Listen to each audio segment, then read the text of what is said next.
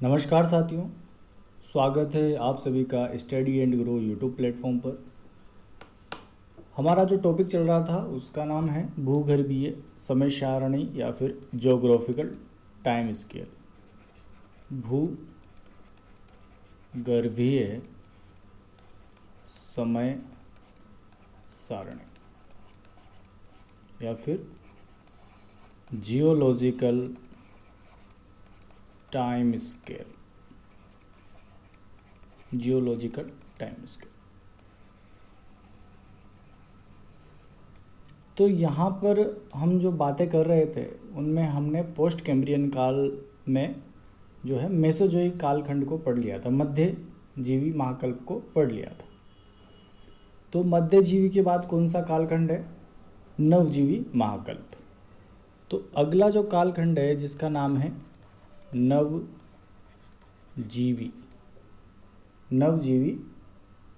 कालखंड। अब नवजीवी काल की बात करें तो नवजीवी को बोलते हैं सेनोजोइक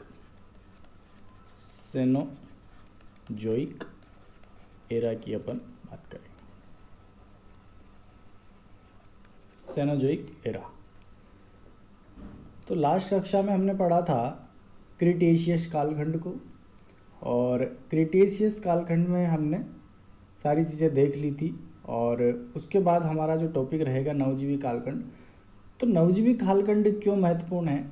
इसमें एक शब्द आ रहा है नव का मतलब जो नई चीज़ों का विकास हुआ। एक चीज़ होती है नव और एक चीज़ होती है नूतन। जिसका विकास अभी इसी समय होने लग रहा है वो तो नूतन है, बिल्कुल नया है।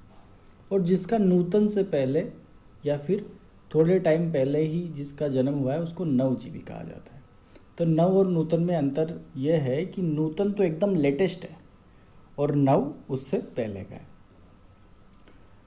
तो नवजीवी या फिर सेनोजोइक जो एरा है इसकी महत्वपूर्ण बातें इस प्रकार है कि इसमें हमने देखा था कि डायनासोर का अंत हो चुका था, और डायनासोर के अंत के बाद स्तनधारी जीवों का उत्पन्न हो गया था।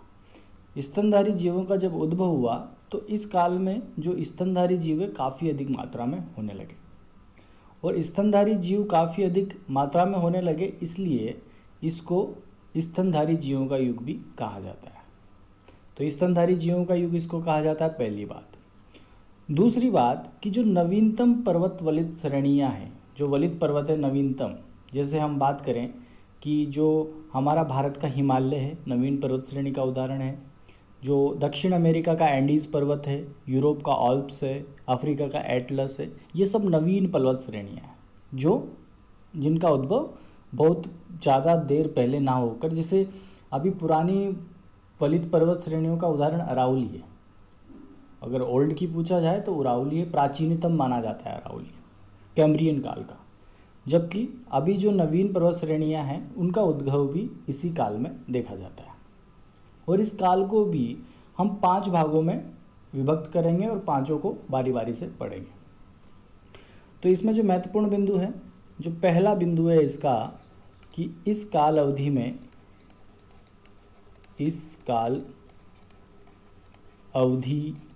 में स्तनधारी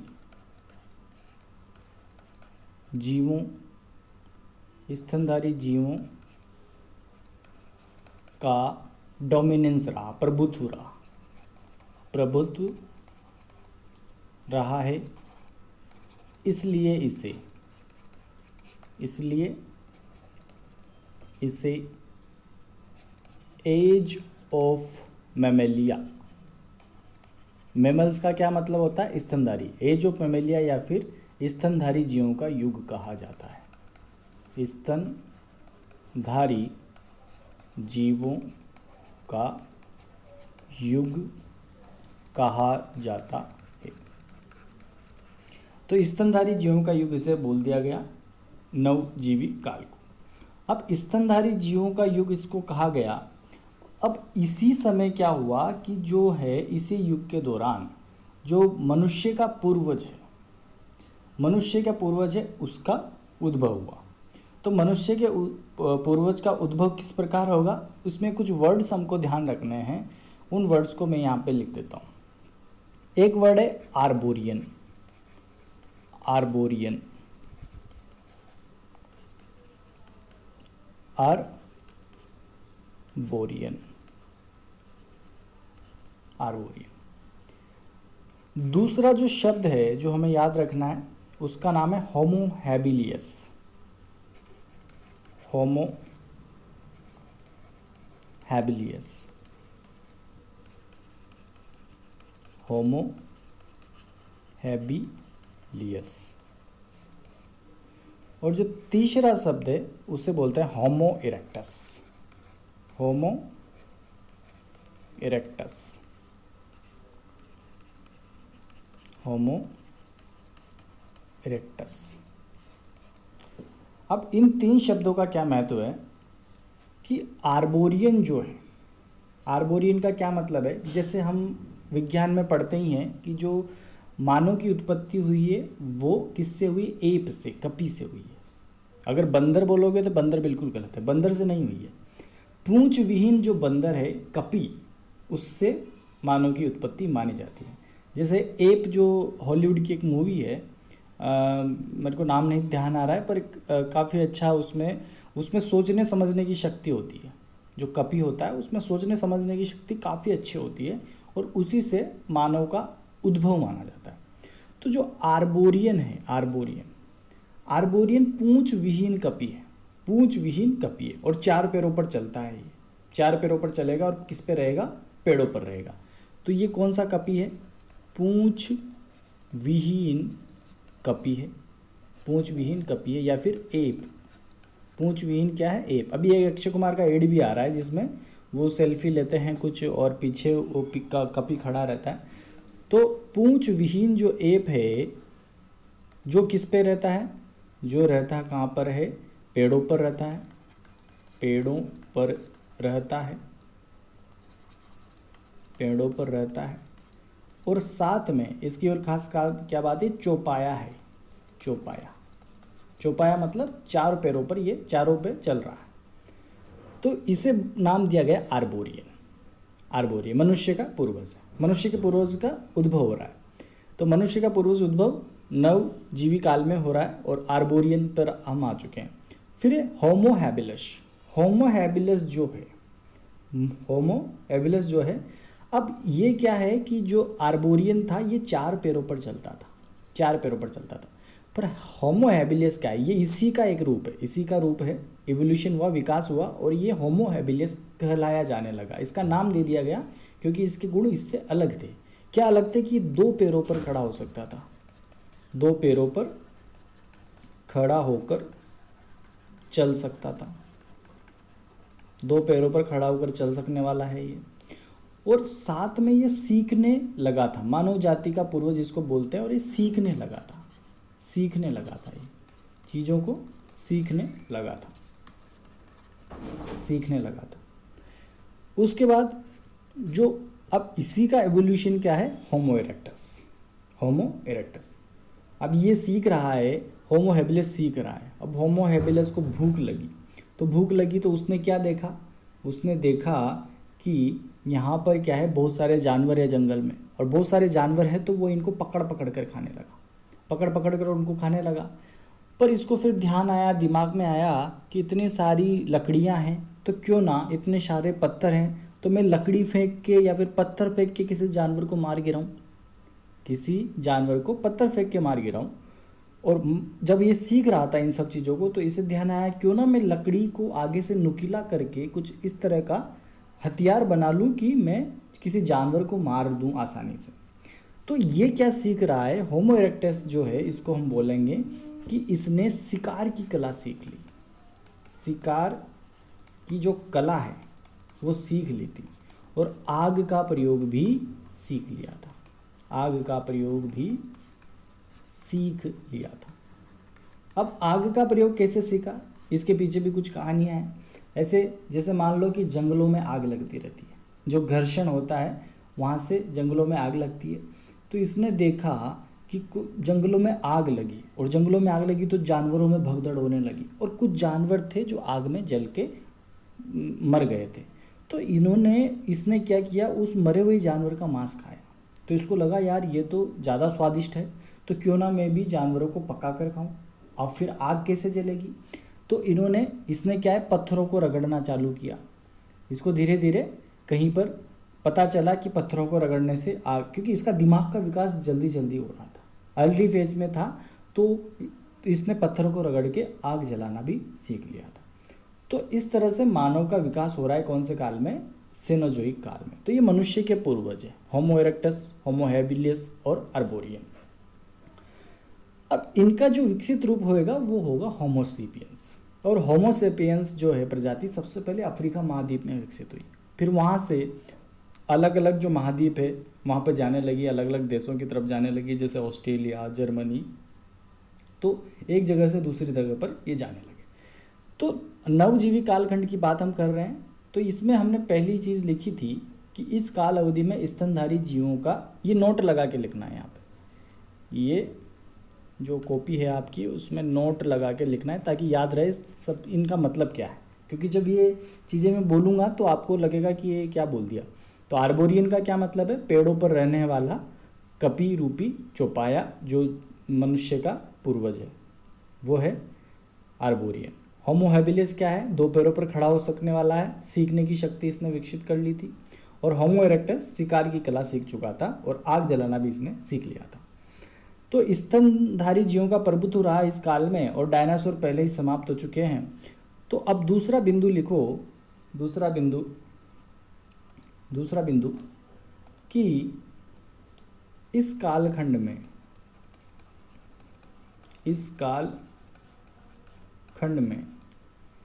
संसार की नवीनतम वलित पर्वत श्रेणियाँ, वलित पर्वत श्रेणियों का उद्भव व विकास हो रहा था, जिसे अल्पाइन, क्या नाम दिया गया, अल्पाइन पर्वतोत्पत्ति या अल्पाइन ओरोजेनी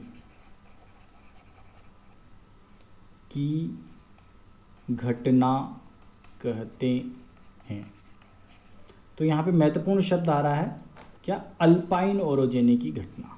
तो अल्पाइन पर्वतोत्पत्ति की घटना हुई जिसमें नवीनतम वलित पर्वत श्रेणियों का उद्भव हुआ, और वो नवीनतम पर्वत श्रेणियाँ हम लिखेंगे कि किस किस प्रकार की है।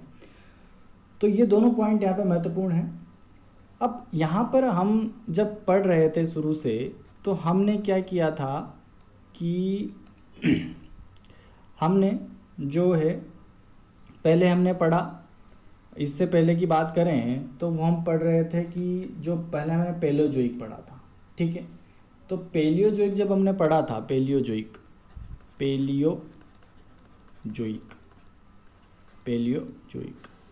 उसके बाद हम पढ़ रहे थे मेसोजोइक कालखंड, डायनासोर वाला। उसके बाद ये अभी हम पढ़ रहे हैं सेनोजोइक, और अगला अपन पढ़ेंगे नियोजोइक या फिर नूतन जीवी काल। पैलियोजोइक को हमने बोला था प्राथमिक काल, क्या बोला इसको, प्राथमिक युग, फिर प्राथमिक काल। इसको बोला द्वितीयक युग, इसको बोला था द्वितीयक युग। तो सेनोजोइक जो होगा ये कौन सा युग है, तृतीयक युग। टर्शरी, प्राइमरी, सेकेंडरी और टर्सरी, तो ये तृतीयक है। नियोजोइक क्या है, चतुर्थ, जो अंतिम युग रहेगा वो चतुर्थ रहेगा, चौथे नंबर का। तो प्राथमिक, द्वितीयक और तृतीयक। तो नवजीवी काल को हम तृतीयक युग या फिर टर्शियरी युग भी कहते हैं। तो ये चीज़ें ध्यान रखनी है कि प्राथमिक, द्वितीयक और तृतीयक। तो ऐसा प्रश्न आता है ना कि जब इंडियन ज्योग्राफी की बात करें कि जो हिमालय हिमालय है, इसकी उत्पत्ति कौन से युग को माना जाता है? तो वहाँ पे सेनोजोइक एरा ना लिख के वो लिखता है तृतीयक या फिर टर्शियरी युग। तो वहाँ पर जब प्री में प्रश्न आता है ज्योग्राफी से, तो वो इस प्रकार से आता है, तो वो भी हमें ध्यान रखना। तो इस तरह से भूगर्भीय समय सारणी में हम पढ़ रहे हैं नवजीवी कालखंड, और नवजीवी कालखंड की हमने मोटी मोटी बातें करी कि इससे स्तनधारियों का युग और नवीन वलित पर्वत श्रेणियाँ अल्पाइन ओरोजेनी की इसमें घटना देखी जाती है। हमने पहले जो है, इससे पहले कितनी ओरोजेनियाँ पढ़ ली है उसको मैं दिखाऊँ, मैं लिखूँ यहाँ पे। तो पहले हमने धारवाड़ियन ओरोजेनी पढ़ी थी, धारवाड़ियन पर्वतोत्पत्ति,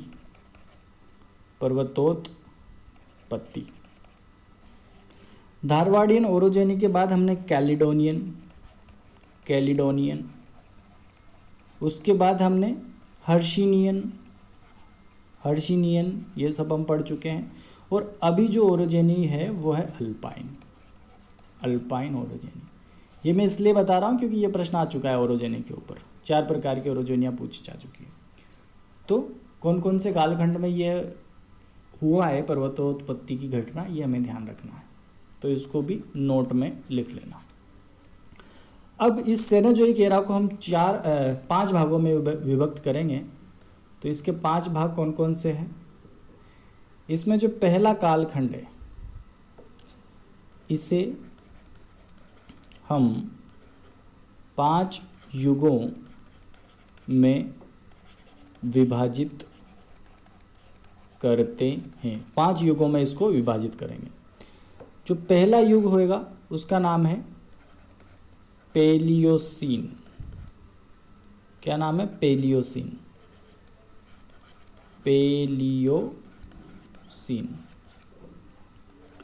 दूसरा युग है इयोसीन।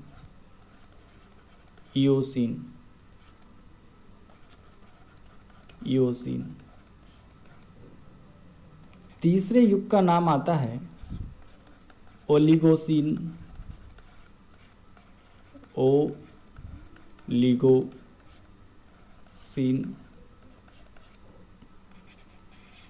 फोर्थ है मियोसीन, और 5वां है प्लायोसीन। तो ये हमें ध्यान रखना है, 5 प्रकार के युगों में किसको विभक्त किया अपन ने? सेनोजोइक या फिर तृतीय काल खंड को विभक्त किया। तो ये हो गया क्या? मायोसीन, और ये हो गया प्लायोसीन कालखंड। अब इसके बारे में हमको पढ़ना है। हमने 3 चीज़ें आपको बताई, और तीनों चीज़ों में हमने देखा कि आर्बोरियन, होमो हैबिलियस और होमो इरेक्टस की बात की थी। और सबसे पहले हमने देखा था कि नवीनतम वलित पर्वत श्रेणी जो है उनका विकास हो रहा था। तो पेलियोसीन जो कालखंड है, ये इसलिए महत्वपूर्ण है क्योंकि जो अल्पाइन पर्वतोत्पत्ति की घटना है वो इसमें प्रारंभ हुआ। तो एक तो अल्पाइन पर्वतीकरण प्रारंभ हुआ किसमें? पेलियोसीन काल में। और क्या घटना हुई यहाँ पर? और जब अल्पाइन पर्वतोत्पत्ति हुई तो यहाँ पर बहुत सारी किस्म की क्या है, बहुत सारे तरह के पर्वत की उत्पत्ति हुई। जैसे उदाहरण के रूप में यूरोप का जो आल्प्स पर्वत है, उसके साथ ही आगे देखें तो हमारा भारत का हिमालय पर्वत, भारत के हिमालय के साथ दक्षिण अमेरिका महाद्वीप का जो है एंडीज पर्वत। अफ्रीका की बात करें तो अफ्रीका का एटलस पर्वत, और साथ में उत्तर अमेरिका का रॉकी पर्वत। तो ये किसके उदाहरण है? नवीन वलित पर्वत। और नवीन वलित पर्वत कौन से कालखंड में? अल्पाइन पर्वतीकरण या अल्पाइन पर्वतोत्पत्ति में इनका उद्भव हुआ। कौन से काल में? जो है पेलियोसीन काल में। पहले काल का नाम है पेलियोसीन काल। ठीक है। उसके बाद और इसमें साथ में क्या हो रहा था? जो स्तनधारी जीव थे, स्तनधारी जीवों का प्रभुत्व भी बढ़ रहा था, प्रभुत्व भी बढ़ रहा था। तो ये तो हो गया पेलियोसीन कालखंड, पेलियोसीन कालखंड। दूसरी बात करें इओसीन कालखंड की, तो इओसीन काल में क्या हुआ? दूसरे काल में इओसीन काल की बात करें तो इओसीन काल भी इसी की तरह, जो इसमें जो चीज़ें बनी, जैसे स्तनधारियों का प्रभुत्व देखा गया, तो स्तनधारी जो जीव थे वो धीरे धीरे क्या है? बढ़ने लगे थे। तो बढ़ने लगे तो किस प्रकार के जीवों का उद्भव हुआ? जैसे घोड़ा हो गया, घोड़ा, गेंडा, सूअर, हाथी, तो इस तरह के जीवों का उद्भव देखा जाने था। तो इन आदि के पूर्वजों का उद्भव हुआ। कौन से काल में? इओसीन काल में। तथा साथ में क्या है कि जो अल्पाइन ओरोजेनी की घटना है, अल्पाइन पर्वतीकरण की घटना, अल्पाइन पर्वतीकरण की घटना भी चलती रही। पर्वतों का निर्माण लगातार हो रहा है। ये दोनों कालखंड वैसे जुड़े हुए हैं। ये जो घटना है ये दोनों ही कालखंडों में हो रही है। उसके बाद जो अगला बिंदु है हमारा, जो अगला काल है वो है ओलिगोसीन, ओलिगोसीन काल। अब ओलिगोसीन काल में क्या हुआ? ओलिगोसीन काल की बात करें तो इस काल में बंदर के समान, किसके समान? बंदर के समान पूंछ विहीन कपि, जिसको हम बोलते हैं एप, का उद्भव हुआ, उद्भव हुआ, जो क्या है? मानव जाति का पूर्वज था। और यह पेड़ों पर रहता था तथा चौपाया था, जिसको हमने क्या बोल दिया था? आर्बोरियन।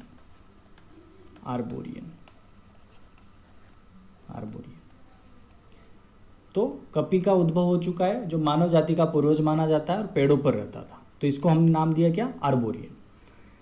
और साथ में हम देख रहे हैं कि जो नवीन वलित पर्वत है ये इनका विकास हो रहा है। तो नवीन वलित पर्वतों की बात करें तो हमारा भारत का जो हिमालय है, तो हिमालय में जो सबसे ऊपरी पर्वत है, सबसे ऊपर वाला जो पर्वत है वो है वृहद हिमालय। वो क्या है? ग्रेट हिमालय या फिर वृहद हिमालय। इसके नीचे थोड़ा आते हैं तो बीच में जो हमें मिलता है वो मिलता है मध्य हिमालय वाला भाग। ये कौन सा भाग है? मध्य हिमालय। और इसके नीचे आ जाती है शिवालिक श्रेणियाँ। तो ये क्या है? नवीन वलित पर्वत ही हैं तीनों, क्योंकि भारत का हिमालय वाला भाग है। तो इन्हीं का उद्भव भी इसी कालखंड में हो रहा है। तो जो वृहद हिमालय का विकास हुआ वो ओलिगोसीन काल में हुआ।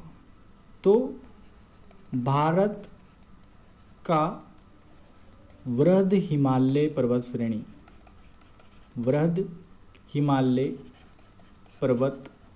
श्रेणी अस्तित्व में आई।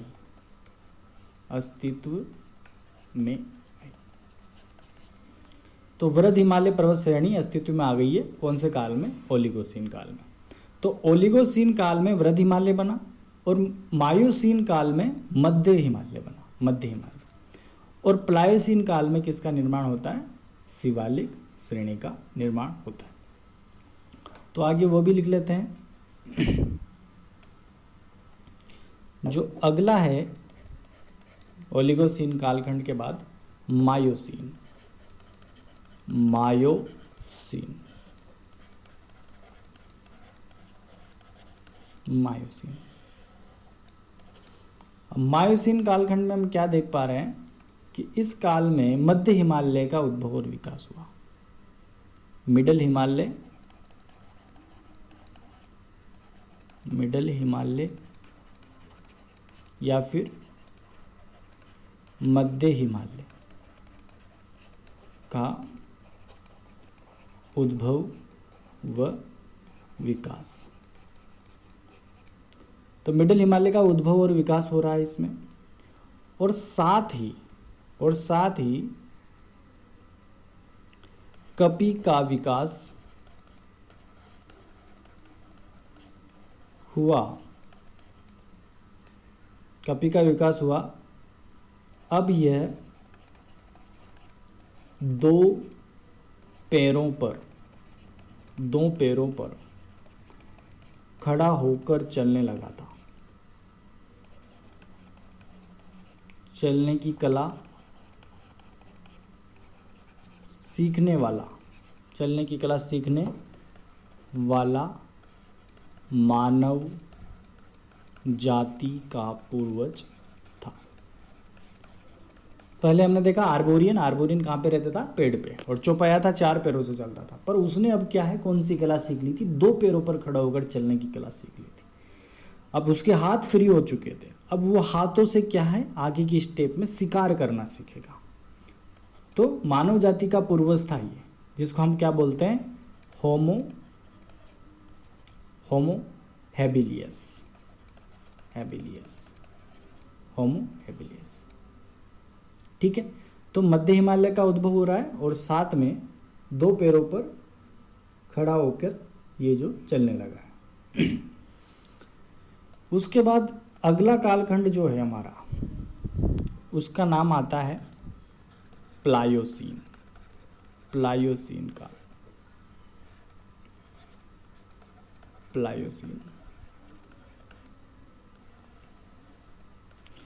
अब प्लायोसीन काल में क्या होने वाला है कि प्लायोसीन काल में उद्भव होगा शिवालिक श्रेणी का। शिवालिक श्रेणी का उद्भव व विकास, ओरिजिन एंड डेवलपमेंट। और मानव के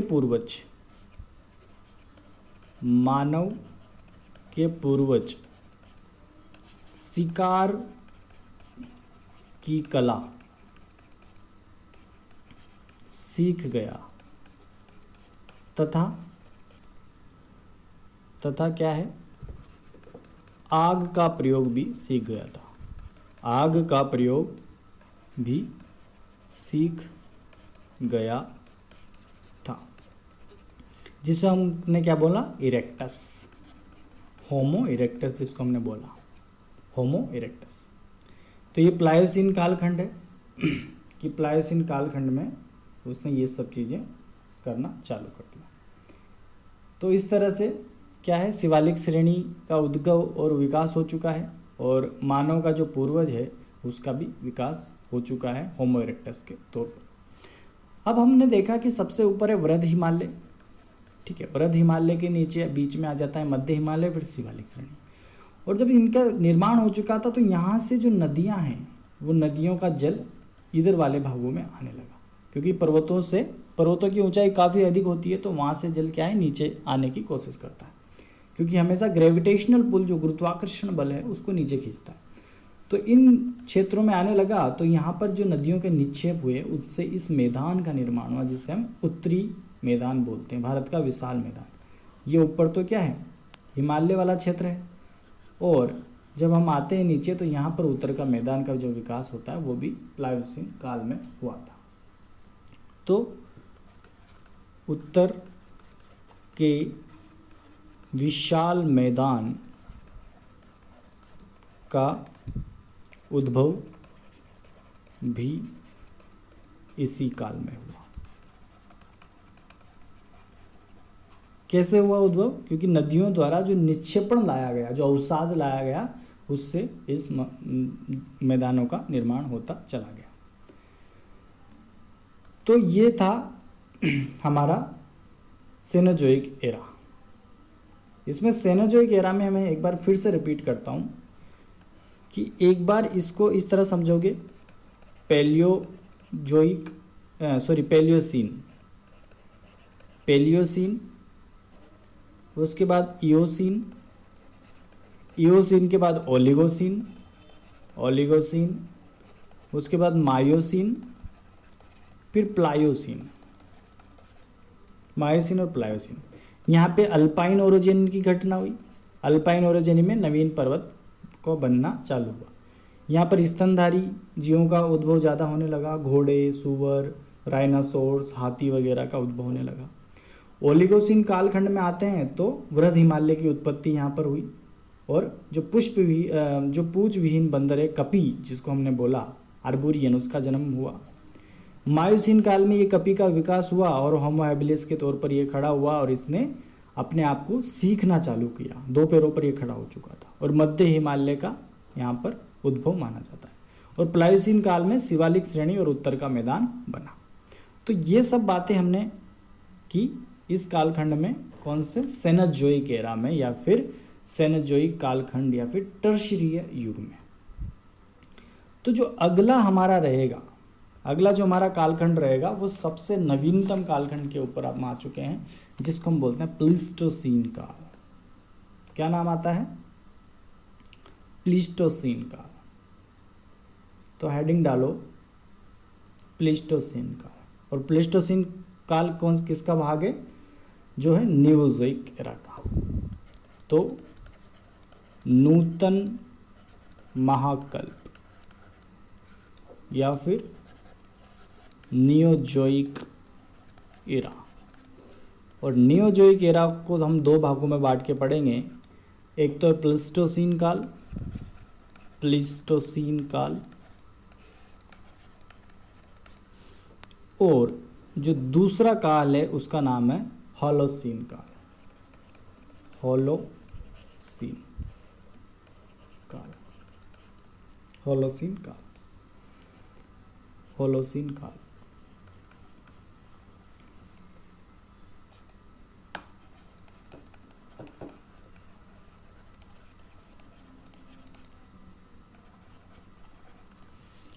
तो नूतन महाकल्प मतलब जो भी नई नई चीज़ों का विकास हुआ, एकदम लेटेस्ट जो चीज़ें बनी हैं वो इस युग में होने लगी कि होलोसीन काल। अच्छा, इस होलोसीन काल को अभिनव काल भी कहा जाता है। अभिनव, अभिनव का मतलब होता है कि जो अभी नया नया जन्म हुआ है जिसका, उसको बोलते हैं अभिनव। जैसे कोई नया तारा दिखता है अंतरिक्ष में तो उसको बोलते हैं अभिनव तारा। तो जिसका नया नया विकास हुआ उसको बोलते हैं अभिनव। तो प्लीस्टोसीन जो काल है, प्लीस्टोसीन जो काल, अभी हमने पृथ्वी की उत्पत्ति में बहुत सारी चीज़ें पढ़ ली। वनस्पतियों का विकास पढ़ लिया, सागरों का विकास पढ़ लिया, और धीरे धीरे वायुमंडल का विकास हो गया, डायनासोर का विकास हो गया, साथ में बहुत सारी पर्वतोत्पत्ति की घटनाएं हमने पढ़ ली। पर हमने अभी तक एक चीज़ क्या नहीं पढ़ी, वो नहीं पढ़ी कि जो आइस जो बनना चालू हुआ, ग्लेशियर्स जो बनने चालू हुए, वो अभी तक नहीं हुए थे। जो पृथ्वी की बात करें तो पृथ्वी का जो उत्तरी और दक्षिणी ध्रुव है, ये उत्तरी ध्रुव और यहाँ पे दक्षिणी ध्रुव, तो यहाँ पर बर्फ, ये पूरा बर्फ से ढका हुआ है, आइस कैप्ड है। ये क्या है? Ice capped. आइस कैप्ड मतलब हिमच्छादित या फिर बर्फ से ढका हुआ, बर्फ से ढका हुआ है। तो बर्फ से ढका हुआ है तो इसका उद्भव भी कोई कोई काल में हुआ होगा। तो वही काल है प्लीस्टोसीन काल। उसी काल को क्या बोलते हैं? प्लीस्टोसीन काल। तो इसमें हिम युग की शुरुआत मानी जाती है, तो इसको हिम युग के नाम से भी जाना जाता है। तो इस काल में क्या हुआ वो हमें लिखना है। तो इस काल में क्या हुआ वो हम लिखते हैं कि जो पृथ्वी का अधिकांश कौन सा भाग है? ये ध्रुवीय भाग है। इनको बोलते हैं उत्तरी ध्रुव, इसको बोलते हैं दक्षिणी ध्रुव। तो उत्तरी और दक्षिणी ध्रुव पर पृथ्वी का अधिकांश ध्रुवीय भाग हिमोच्छादित हो चुका था। हिमाच्छादित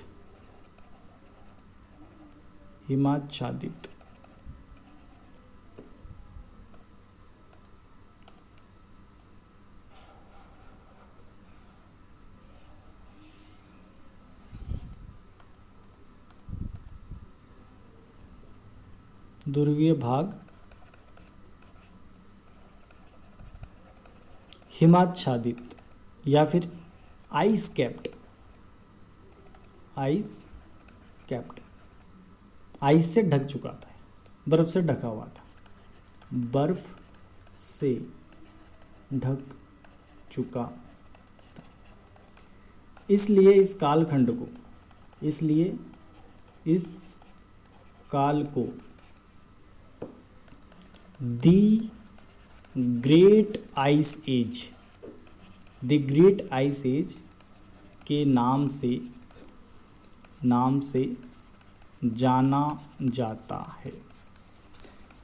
तो ग्रेट आइस एज बन गई, मतलब बर्फ जो है वो जो उत्तरी ध्रुव है, दक्षिण ध्रुव है, वो बर्फ से ढक रहा है, और बर्फ से ढक रहा है तो इसके पास के जो महाद्वीप है वहाँ पर बर्फीली झीलों का भी निर्माण होगा। तो बर्फीली झीलों को हम बोलते हैं हिम वाली झीलें। तो इसके उदाहरण कैसे हैं? तो बहुत सारी बर्फीली झीलों का निर्माण हुआ। जैसे हम बात करें तो अमेरिका की तो ग्रेट्स लेके महान झीलें हैं, महान झीलों का निर्माण। फिनलैंड की बात करें तो फिनलैंड जो सबसे खुशहाल देश है, हमेशा इसकी रैंक फर्स्ट आती है लगातार 4-5 बार से। तो फिनलैंड जो है, फिंगर जो लेक्स है यहाँ की, फिंगर लेक्स, फिंगर झीलें, उनका निर्माण भी इसी कालखंड में हुआ। तो ये जो चीज़ें हैं इसका उद्भव यहाँ पर हो रहा है। अब इसके साथ ही बर्फ का उद्भव के साथ साथ जो मानव का विकास है वो भी लगातार चल रहा था। तो मानव के विकास की बात करें तो मानव का अगर हम वर्ल्ड ज्योग्राफी के हिसाब से देखें तो यहाँ पर जो सबसे ऊपर वाला जो भाग है ये आ जाता है अपना उत्तरी अमेरिका, और यहाँ पर नीचे दक्षिण अमेरिका है, ठीक है। यहाँ पर अफ्रीका महाद्वीप है, अफ्रीका, और यहाँ से यूरोप, और यूरोप के बाद ये प्रायद्वीपीय भारत, और ये यहाँ पे रशिया, और नीचे ये ऑस्ट्रेलिया वाला भाग, और नीचे अंटार्कटिका, ठीक है। तो ये वर्ल्ड के संदर्भ में अपन बात करेंगे, यहाँ पे ग्रीनलैंड। तो इस तरह से ये वर्ल्ड का मैप हो गया। तो अब क्योंकि यहाँ पर जो है, जो अभी की स्थिति है उस समय भले ना हो, पर ये धीरे धीरे क्या है, सारे महाद्वीप एक दूसरे से दूर जा ही रहे थे, एक दूसरे से दूर जा रहे हैं, मतलब धरती के जो टुकड़े हैं वो अपने एक दूसरे से अलग हो चुके थे। ये प्रायद्वीपीय भारत है, नीचे वाले जो भाग है गोंडवाना लैंड के भाग है, और ऊपर वाले अंगारा लैंड के भाग, ये हमने पहले बात कर चुके हैं। तो अब हम बात कर रहे थे कि मानव की उत्पत्ति भी साथ साथ होने लगी। तो जो अफ्रीका महाद्वीप है, अफ्रीका महाद्वीप, तो यहाँ पर सबसे पहले जो है मानव जाति का पूर्वज यहीं से इसका विकास माना जाता है। कहाँ से? अफ्रीका महाद्वीप से। और अफ्रीका महाद्वीप का जो अबिसिनिया प्लेटू है, अबिसिनिया का जो पठार है, वहाँ से जो मानव जाति है विश्व के बहुत सारे अलग अलग भागों में गई। तो अगर वो जर्मनी में गई, वो कहाँ गई? जर्मनी में। अगर वो कहाँ पे गई? जर्मनी वाले भाग में। मान लो वो गई जर्मनी, तो जर्मनी में गई तो उस मानव को बोला नियांडरथल, नियांडरथल मानव, नियांडरथल मानव। क्योंकि कोई व्यक्ति कहीं दूसरी जगह जाएगा तो उसको कुछ ना कुछ नाम दिया जाएगा, किसी नाम से उसको पहचाना जाएगा, ठीक है।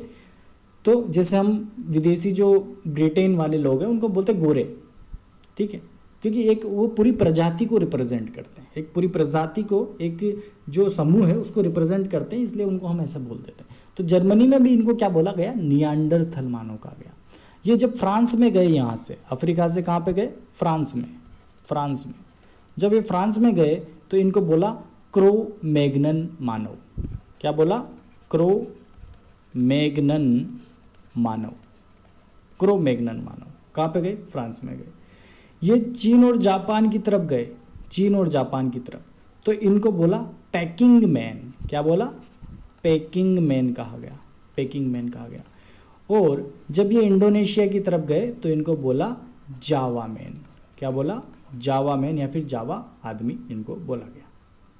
अब ये एक जगह से दूसरे जगह पे क्यों जा रहे हैं ये लोग? क्या इनको मतलब आ रहा है? इनको मतलब इसलिए आ रहा है क्योंकि इसका जो विकास हो रहा है, इस व्यक्ति का जो विकास हो रहा है, अब ये क्या कर रहा है कि जैसे मान लो ये यहाँ पर है, एक जगह पर ये स्थित है। अब यहाँ पर ये आसपास की जो वनस्पति है इसको खा के, यहाँ के जानवरों को खा के, तो ये जो एरिया है ये थोड़ा विकसित कम रहेगा। तो आगे ये चलेगा और आगे की जो जगह है जहाँ नवीन चीज़ें हैं उनको खाएगा, उनका उपभोग करेगा, फिर आगे बढ़ता रहेगा। तो इस तरह से ये आगे बढ़ता रहा और इसी को बोलते हैं चलवासी। जो चलवासी लोग हैं, नोमैडिक्स जो लोग हैं, ठीक है। और इसी जो प्रजाति है इसी को बोलते हैं होमो सेपियंस। जो मानव का मुख्य पूर्वज है होमो सेपियंस, इसी को हमने बोला होमो सेपियंस। जो होमो सेपियंस का विकास भी प्लीस्टोसीन काल में होता है। तो बहुत महत्वपूर्ण काल है प्लीस्टोसीन काल, जिसमें हमने ग्रेट आइस एज देखी। अधिकांश ध्रुवीय और दोनों ध्रुव वाले भाग है वो हिमाच्छादित हो गए और अमेरिका की जो महान झीलें हैं और फिनलैंड के फिंगर झीलों का निर्माण भी इसी काल में हुआ। ठीक है, अब हम एक और चीज़ लिखेंगे किसके बारे में, जो हमने ये पढ़ा है इसके बारे में लिख लेते हैं।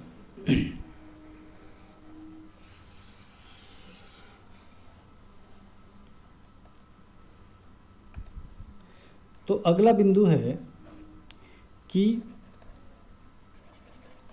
मानव जाति के पूर्वज अफ्रीका के अबिसीनिया पठार या फिर इथोपिया पठार भी इसको बोलते हैं। इथोपिया पठार से विश्व के कई भागों में गए,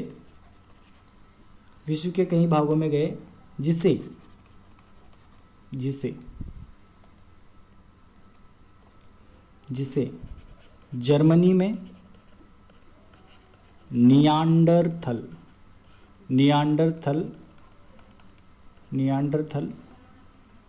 मानव कहा गया।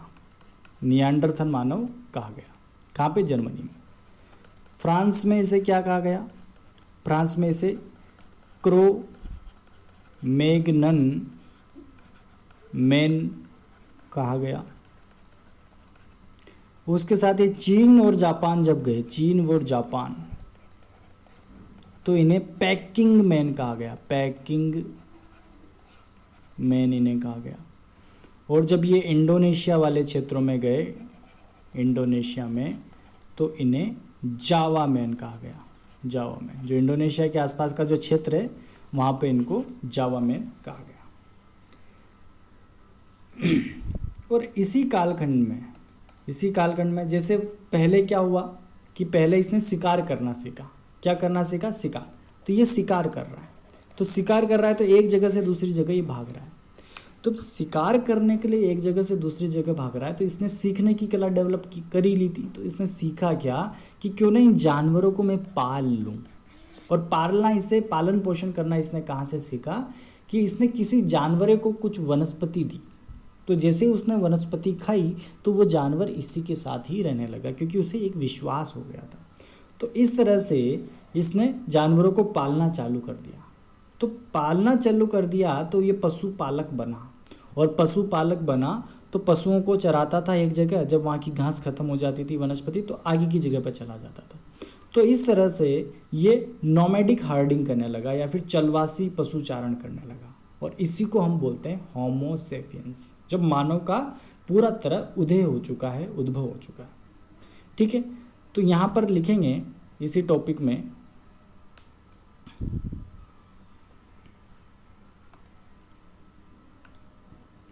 कि इसी काल में मानव का जो पूर्वज है, मानव का पूर्वज पशुपालक बना, परंतु पशुपालन की क्रिया चलवासी पशुचारण के रूप में थी। चलवासी पशुचारण मतलब एक जगह जब घास खत्म हो जाती तो दूसरी जगह चल जाता था, वहाँ पे जाता था और वहाँ पे वास करता था कुछ दिन, फिर आगे बढ़ जाता था। इसी को बोलते हैं चलवासी पशुचारण या फिर नॉमैडिक हर्डिंग। नॉमैडिक हर्डिंग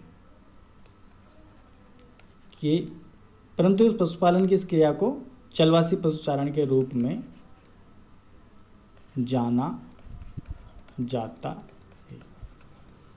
और इस पूर्वज को क्या कहा गया?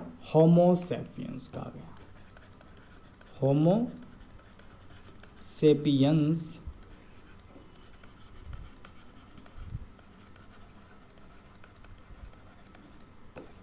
कहा गया।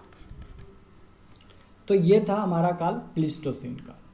और प्लीस्टोसीन काल में हमने ये देखा कि इसको हम आइस एज बोलते हैं, क्योंकि जो बर्फ़ है उसकी जो ध्रुवीय क्षेत्रों में बर्फ़ है वो उत्पन्न हुई थी। तो इसमें हम बात करें तो यहाँ पर इसमें हम 4 हिम युगों को देखते हैं। कितने युगों को? 4 हिम युगों को, क्योंकि बर्फ़ का जो उद्भव है, बर्फ़ का जो विकास हुआ आइस का, वो भी काफ़ी लंबे समय में हुआ। तो यहाँ पर भी 4 हिम युग हमको ध्यान रखना है। एक का नाम आता है गुंज, एक का नाम आता है मिंडेल, गुंज, मिंडेल और रिस और उर्म। गुंज, मिंडेल, रिस और उर्म। तो गुंज, मिंडेल,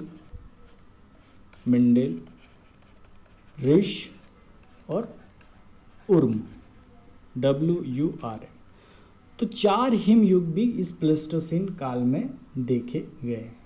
तो 4 हिम युग का, तो अभी हम प्लीस्टोसीन काल को एक्सप्लेन करेंगे तो इसमें हमारे पास बहुत सारा कंटेंट हो चुका है कि क्योंकि नवीन जो नूतन महाकल्प है उसका पहला भाग है प्लीस्टोसीन। तो 4 हिम युग इसमें देखे गए हैं। साथ में जो होमो सेपियंस का जो विकास है इसमें देखा गया है, जो क्या करता है? चलवासी पशुचारण करता है। ठीक है, तो ये सब चीज़ें हमें ध्यान रखनी है।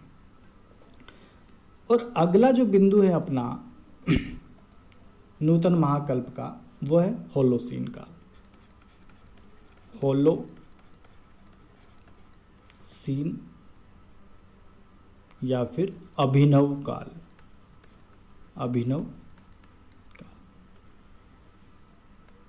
अब अभिनव काल में क्या होगा? हमने देखा कि मानव जो है वो क्या कर रहा है? नोमैडिक हर्डिंग्स उसने चालू कर लिए। अब मानव में और विकास होगा, और जब नोमैडिक हर्डिंग के बाद ये क्या है, धीरे धीरे जब ये लोग आपस में मिलेंगे तो एक साथ रहने लगेंगे, और एक साथ रहेंगे तो कबीलों का निर्माण होने लगेगा। तो कबीला निर्माण की प्रकृतियाँ, एक साथ रहने की, झुंड में रहने की प्रकृति अब मानव में आ चुकी थी। अभी झुंड में रहने के लिए भी इनका कुछ ना कुछ क्या है? स्वार्थ था। क्या स्वार्थ था? जब अकेला ये शिकार करता था तो किसी की मृत्यु हो जाती थी। जब अकेला शिकार करने जाएगा तो कोई जानवर इसको उल्टा खा लेगा तो इसकी मृत्यु हो जाती थी। तो इन्होंने क्या है? एक समूह बनाया और साथ में ये शिकार करने लगे, और साथ में पशुपालन या फिर खेती भी इन्होंने चालू कर दी थी। तो इस तरह होलोसीन काल में इसका और भी जो है उद्भव हुआ। अब हमने बात करी थी कि 4 हिम युग जो है प्लीस्टोसीन काल में, जो 4 हिम युग हुए हैं उनमें क्या है कि जब पृथ्वी का तापमान धीरे धीरे बढ़ने लगा तो वो जो हिम है वो थोड़ा समाप्त होने लगा। तो हिम युग की समाप्ति हो चुकी थी कहाँ पे? अभिनव काल में। हालांकि ध्रुवों पर हिम जो थी वो थी, पर वो आगे नहीं बढ़ रही थी। वो उसी जगह पे ध्रुवों वाले समूह में थी, आगे नहीं बढ़ रही थी संसार के और क्षेत्रों में। तो यहाँ पर देखेंगे होलोसी व अभिनव काल की वैश्विक तापमान में वृद्धि आरंभ हो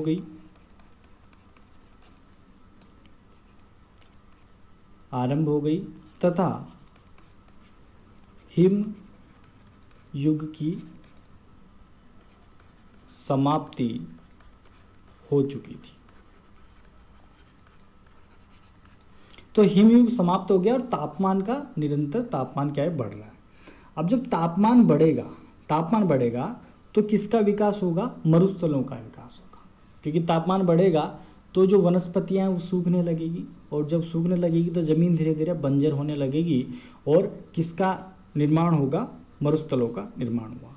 और इस काल में क्या है कि दुनिया के जो ट्रॉपिकल डेजर्ट्स थे, उष्ण मरुस्थल, ट्रॉपिकल डेजर्ट्स,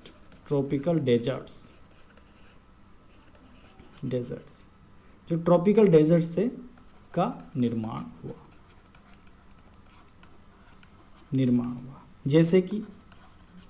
जैसे कि उदाहरण की बात करें तो जो उदाहरण है उसमें हम देख लें, एक तो सहारा, संसार का सबसे बड़ा शुष्क मरुस्थल सहारा, अरेबियन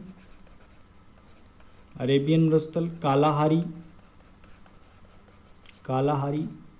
अटाकामा मरुस्थल, और जो भारत का थार आदि मरुस्थलों का विकास होलोसीन काल में देखा गया। तो हिमयुग की समाप्ति हुई, और जब तापमान में जब वृद्धि होगी तो ट्रॉपिकल डेजर्ट्स का विकास हुआ, और जिस तरह से अभी के जो मरुस्थल है उनका निर्माण हो रहा था। मानव ने कृषि करना चालू कर दिया था। मानव क्या करेगा अब? मानव कृषि युग में प्रवेश कर चुका था। कृषि युग में प्रवेश कर चुका था, जिसने कबीलों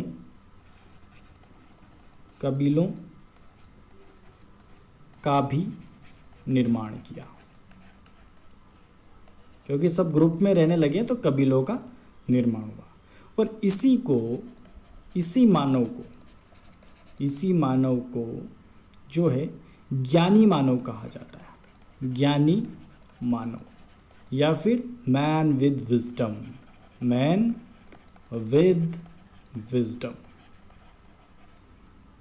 या फिर इसका एक और नाम है होमोसेपियंस सेपियंस कहा जाता है। तो ज्ञानी मानव, man with wisdom, homo sapiens sapiens भी इसको कहा जाता है। तो ये जो है तापमान में वृद्धि हो रही है और डेजर्ट बन रहे हैं, और इसके साथ साथ जो है जो होलोसीन काल है, इसमें जो हमारे ईस्टर्न और वेस्टर्न घाट है, जो हमारे जो इंडिया है, इसके पूर्वी और पश्चिम घाट का उद्भव भी होलोसीन काल में देखने को ही मिलता है। तो इस तरह से हमारा ये जो टॉपिक है ये हमने अच्छे से किया, और इसमें हमने सारी चीज़ें देख ली कि कबीलों का निर्माण हुआ तो साथ में पशुपालन भी करेगा। यहाँ पे ये डाउट नहीं होना चाहिए, क्योंकि पशुपालन उसने पहले ही चालू कर दिया था। तो इस तरह से ये पूरी प्रोसेस है जो हुई है। तो इसको एक बार फ्लो चार्ट से हम देखने की कोशिश करें कि हमने क्या पढ़ा पूरे भूगर्भीय समय सारणी में। तो जो भूगर्भीय समय जो सारणी है, भूगर्भीय समय सारणी, तो भूगर्भीय समय सारणी में हमने जो भी पढ़ा वो इस प्रकार है। सबसे पहले हमने पढ़ा प्री कैम्ब्रियन काल, और प्री कैम्ब्रियन के बाद हम आए पोस्ट कैम्ब्रियन पे। प्री कैम्ब्रियन के बाद हमने क्या पढ़ा? पोस्ट कैम्ब्रियन काल। अब प्री कैम्ब्रियन को हमने 3 भागों में पढ़ा। एक तो अजोइक कालखंड, एक आर्कियोजोइक, और एक है प्रोटेरोजोइक। इसमें चंद्रमा की उत्पत्ति हुई, इसमें ऑक्सीजन, साइनोबैक्टीरिया, आर्कियोबैक्टीरिया की उत्पत्ति हुई, ठीक है। और प्रोटेरोजोइक में हमने धारवाड़ियन प्रोतोत्पत्ति की घटना पढ़ी। उसके बाद जब पोस्ट कैम्ब्रियन काल में आए तो इसको हमने 4 भागों में विभाजित किया। पहला था पैलियोजोइक,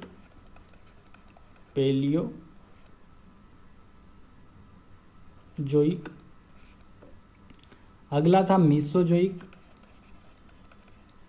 तीसरा था सिनेजोइक, और है नियोजोइक। ये प्राथमिक काल, प्राथमिक युग, ये द्वितीयक युग, ये टर्शरी या तृतीयक युग, और ये है नवीन युग, नवीन युग या फिर चतुर्थ युग, ये है नियोजोइक। पेलियोजोइक को हमने पढ़ा था 6 भागों में, Cambrian, Ordovician, Silurian, Devonian, Carboniferous और पर्मियन। इन 6 भागों में हमने विभाजित किया था। और इसमें क्या है, इसको हमने समझा था कि मछली जो है उसका उद्भव हो रहा था, रीढ़ विहीन जंतु सब का उद्भव हुआ, रीढ़ विहीन जंतु का, फिर रेंगने वाले जंतु, फिर मछली का उद्भव हुआ, ठीक है। फिर इसको मत्स्य युग का नाम दिया गया। फिर कोयले का निर्माण हो रहा है, कोयले के निर्माण के बाद जो भारत का जो गोंडवाना लैंडे और हर्शियन पर्वतोत्पत्ति हमने पर्मियन युग में पढ़ी। उसके बाद मीसोजोइक कालखंड है, इसको हमने 3 भागों में बांटा, ट्राइसिक, जुरासिक और क्रेटेशियस। तो जब उभयचर बन चुका था यहाँ पर, मछली के बाद क्या है, उभयचर कछुआ बना, तो कछुए के बाद जब ये रेप्टाइल्स बन गए, रेंगने वाले जीव बन गए, तो ट्राइसिक कालखंड में धीरे धीरे किसका विकास होने लगा, सरीसृपों का विकास होने लगा, सरीसृप, रेप्टाइल्स। जुरासिक वर्ल्ड में डायनासोर, डायनासोर का उद्भव हुआ, और डायनासोर का विलुप्त क्रेटेशियस काल में हो चुका था, ठीक है। तो क्रेटेशियस काल तक हमने यहाँ पे पढ़ लिया था कि डायनासोर का जो है अंत हो चुका था।